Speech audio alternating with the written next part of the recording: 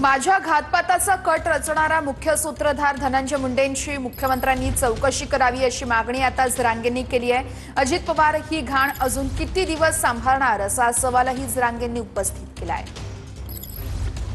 मुख्यमंत्री साहेब तुम्हाला शेवटचं सांगतो,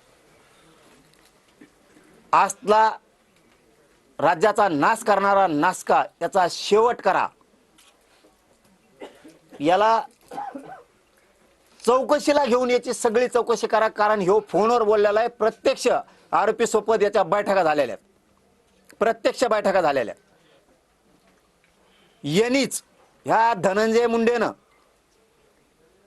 सामूहिक कट रचलेला आहे।